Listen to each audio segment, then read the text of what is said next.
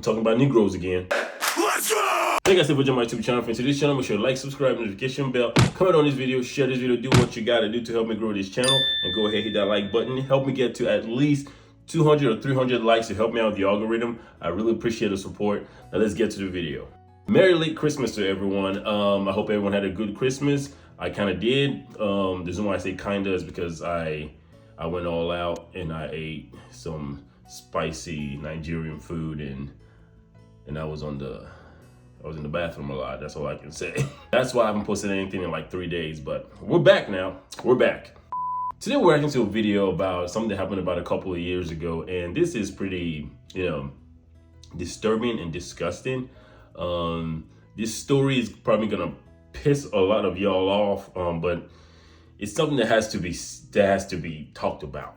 I have no idea why this story didn't make national news, because what am I saying? I know why. The victim was white, so who cares, right? Let's go ahead and roll the film and y'all can see what I'm talking about. 3 teens stroll down a street. They're casing a car, and what they do next is utterly horrific. Watch as they circle back. This time, 2 teens yank open the doors of the silver Nissan. The driver is still at the wheel. She's a 73-year-old lady, Linda Fricky, a grandmother of 4. She's leaving her job at an insurance company in New Orleans when she was carjacked. This part of the attack will shock you. After spraying a can of mace into the victim's face, the teen suspect appears to stomp and punch the grandma while his 3 female accomplices jump into the car. Seconds later, one girl hops out, but the driver takes off with Linda still inside. What happens next is just too disturbing to show. Police say the grandma was tangled in her seatbelt as the teen sped off, and Linda was dragged for an entire block. Her arm was actually severed. She died at the scene. Jenny Lynn Griffin is Linda's heartbroken sister. For them to brutally, start beating on her, mace her, pull her out the car, just could not believe that Linda was murdered. Sister-in-law Kathy Richard is reeling. It's just so deliberate, cruel. Happy birthday, dear Mama. The family had recently celebrated Linda's 73rd birthday. They had no idea it would be the last for this woman who was so dearly loved. I can't even imagine watching the video when you don't know this person. This is your beloved sister. I just fell to the ground crying. I wish I could have helped my sister. I just wish I would have been there. That was just pure evil. That was pure evil. And those individuals in that video, they are animals. Yes, I said it, animals. Imagine if the roles were reversed and it was a black grandma that was attacked by some white thugs. Oh my Lord, the whole country will be burning right now. Joe Biden would have rolled his corpse out there and given a statement about how the country is ran by white nationalists and white supremacists everywhere.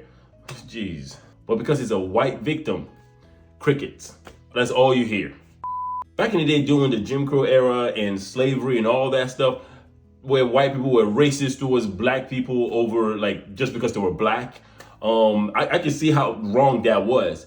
But in today's day and age, in the 2000s now, I think black people just give white people and every other race reasons to be racist towards them.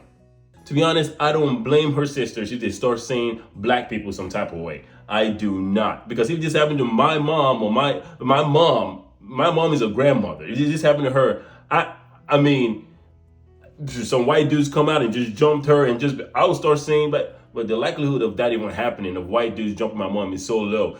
Isn't that crazy?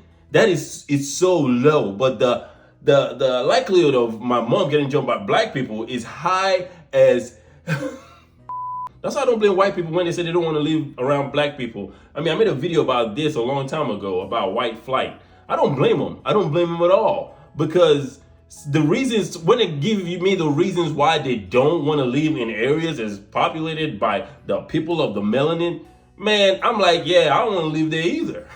And I know someone's going to be like, oh, there you go, Coonin and Uncle Tommy over here. Man, whatever. Let me ask you a question. Why is it that when people from the hood make money, they make a lot of money, what happens? Why do they get the hell out of there? Because black people know that same community is gonna come around and rob you. We know that. We know that same community is the biggest, has some of the biggest haters ever. They're gonna come out there and they're gonna rob you. Why is it that whenever a rapper goes back to his community and tries to give back, what happens to them? What happens to them? Nipsey Hussle, what happens? That's why when black people make money, when they get out of the hood, and guess what? They go live with white folks. Patrice Cullors, what's his name? Patrice Cullors? Whatever. The BLM founder lady, she went and bought mansions and now she's living in the middle of white folks. Just 2 weeks ago, a girl I know, she was a foreign exchange student. She came in from Austria to school. And she came in and she wanted to go visit everywhere in the United States. And she wanted to travel to all the states everywhere. And guess what happened? She took her ass to New Orleans. And I think this story we just reacted to happened in New Orleans as well. She went to New Orleans with one of her friends, and she's just, sightseeing. We're just gonna go from one bar to another bar and blah, blah, blah, blah, blah. Guess what happened? This just happened 2 weeks ago. She and her friend are walking. Next thing you know, a car comes by. Boom. Dude gets out of the car, brings out a you-know-what, and he starts asking for money.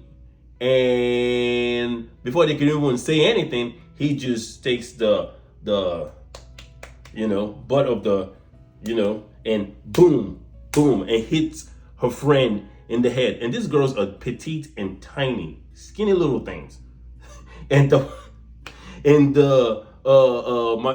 girl I know, she takes off running, screaming for help. But this dude just keeps on hitting the friend on the head. And there's blood everywhere and everything like that. And then he takes what he wants to take, gets in the car and runs away. When she was telling me this story, I was like, let me ask a question. Don't tell me. It wasn't it? And of course, it was a black guy. Y'all just keep on ruining things for black people. Just ruining things for black people. Like now you got foreigners over here going, this nigga crazy in America. Which y'all are. I'm just gonna end with this. Black people need to stop giving other races in this country reasons to be prejudiced against them. Because it's not just white people looking at y'all a certain way. It's the Asians, it's the Indians, it's the Native Americans, it's even Africans too. Even Africans are looking at y'all like, what is wrong with these niggas?